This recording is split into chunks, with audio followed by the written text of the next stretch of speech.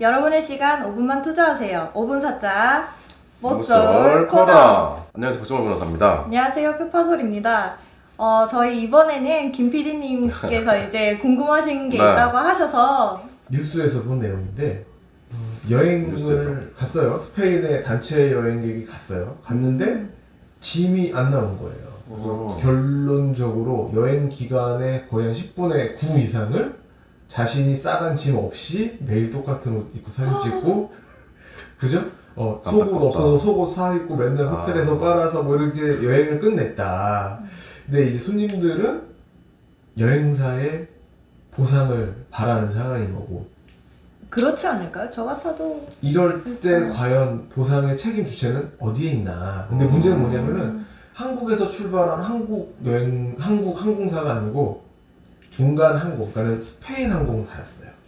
이 짐이 분실되게 된 계기가 스페인 저가 항공 말씀이시죠? 그렇지요. 네, 저도 저가 타봤는데 참 무섭더라고요. 그렇죠. 끝내주는 항공사죠. 그래. 브엘링이라고. 브엘링. 예, 네. 그 항공사가 맞을 거예요. 네. 그럼 이 과연 책임 소재는 누구한테 있을까?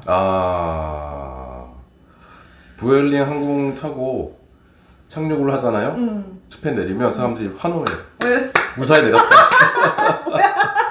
아무튼 뭐 좀 약간 실제로 그렇습니다. 불안한 그런 비행인가 봐요. 문화일 수도 있고 사실 음악도 나오고. 네. 근데 이런 경우에는 엄격히 따지면 항공사의 책임이죠. 항공사가 관리하는 영역 안에서 발생한 사고이기 때문에. 네. 그런데 이런 경우에 현지의 이제 항공사든 현지의 호텔이든 현지의 뭐 유락시설에 책임이 발생했을 때 참 외국이기 때문에 뭐 소송하기도 굉장히 어렵고 소통도 안 되고 이런 문제들이 늘 왕왕 있습니다. 그래서 아마 그 한국의 여행사도 어떤 문제가 되지 않게끔 1인당 10만 원씩은 일단 지급하겠다. 그러니까 10만 원이면 그 법에서 정하는 최소한의 어떤 정신적 피해에 대한 위자료예요. 10만 원. 10만 원이 네. 최소. 판례상.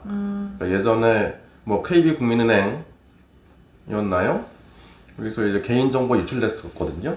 네. 주민등록번호하고 그때 뭐 몇만 명의 단체로 소송을 했는데 1인당 10만 원씩 인정을 했었어요. 벌써 10년 전이네요. 그러니까 지금으로 치면 훨씬 더 큰 금액을 인정할 수도 있었겠죠. 아무튼 그게 과거의 판례고 그래서 그만큼을 지급한 것으로 뭐 추측합니다. 제 추정이지만 그래서 이럴 때도 역시 행정지도를 통해서 국토교통부에서 여러 가지 지침을 내려주면 좋겠죠. 그런 것들이 실제로 있고 법이 아닌 행정의 영역으로 이제 지도 감독을 하기도 하고요. 가장 좋은 방법은 결국은 또 보험을 들어두는 겁니다. 어떤 보험? 여행자 본인도 여행자 보험을 들고 그럼 자기 소지품 분실에 대해서 보험료가 나와요. 많지는 않지만 그리고 여행사도 보험을 드는 경우들이 있습니다.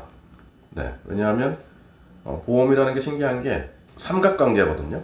보험은 기본적으로 그러니까 피보험자 박준모가 죽는 것을 사건으로 하는 생명보험 있잖아요. 혹은 박준모가 다칠 수 있잖아요. 다치는 것을 배상해주는 손해보험도 있겠죠. 그런데 이거를 표파솔에 들어줄 수 있어요. 보통 엄마가 보험 들어주는 엄마가 거죠. 들어주죠. 그렇죠. 예. 그런데 돈은 김 PD가 낼 수도 있어요. 보험료를. 네. 그렇기 때문에 마찬가지로 여행사가 외국에서 발생한 사고에 대해서 여행객들을 위해서 보험을 줄 수 있는 거죠. 여행사가 대신. 네. 그런 방식이 제가 봤을 때 가장 합리적인 해결책이 아닌가라는 생각이 듭니다. 역시나 손해 범위가 어디까지인가도 굉장히 이것도 어려운 문제죠. 왜냐하면 그 짐의 가격을 우리가 책정하기도 어렵고 그렇죠? 그렇죠. 네. 또 쓰던 물건들을 가져갔을 테니까 옷도 그렇고 비품도 그렇고 그럼 이게 감가상각이 됐을 거고 그리고 또 거기서 이제 그러면 새로 속옷도 사 입고 네? 면도기도 사고 그 비용도 그 비용을 어떻게 할 것인가에 대해서도 굉장히 어려운 문제가 발생하죠. 저 같은 경우는 그래서 위탁 수화물하고 기내 반입 수화물하고 좀 중복해서 가져가요. 2개씩 뭐 해가지고 네. 한 개 이렇게 하나는, 중요한 거는. 예, 이제 기내 물품은 당연히 액체류는 100ml 이하만 간입이 가능하잖아요.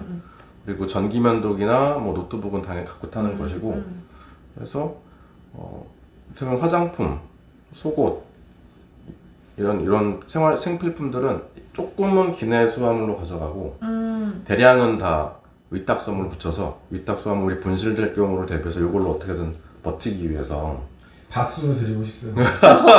나도 이렇게까지는 안 근데 하는데. 사실 왜 이러냐면 한국 같은 경우는 인천공항 출도착할 때는 분실되는 경우가 없어요. 한국 분들 참여를 잘해요. 그러니까, 너무 맞아. 완벽하게 넘어오기 네. 때문에. 근데 문제는 항상 외국 공항에서 발생이 됩니다. 네. 악명 높은 공항들이 있어요. 옛날에 뭐 러시아나 지금은 뭐 프랑크푸르트나 지금 스페인 어디 뭐 공항들이 항상 없어지는데, 그래서 이제 제가 걱정스러운 건 그런 거예요. 꼭 중요한 약품 있죠. 네. 인슐린이나 뭐 이런 거 그런 거 필요하신 분들은 꼭 기내 수화물로 챙겨서, 네. 그건 100ml가 넘어도 상관이 없어요. 약품은 상관없어요. 그래서 그거는 꼭 챙기시길 바라고, 사실은 이게 참 애매한 게 뭐냐면 간단하게 최소 금액 10만 원을 보상해 드리겠습니다라고 얘기를 해도 내가 10년 동안 꿈꿔온 여행이야. 그치. 근데 저 항공사 때문에 망했어. 맞아.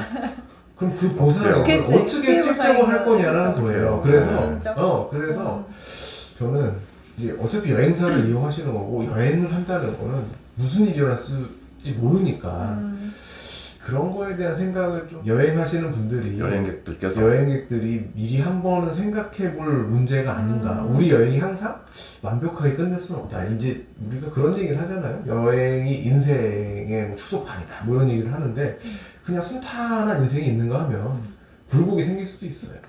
그것마저도 인생 일부처럼, 여행 일부처럼 생각을 하는 게 어떨까? 그게 나는 정신 건강에 좋네요. 좋을 것 같습니다. 이상입니다. 네, 이 외에도 이제 변호사님께 궁금한 사항이 있으면은 이메일이나 이제 댓글로 많이 남겨주시고요. 그리고 타이밍 보고 있는데 구독, 좋아요 부탁드릴게요.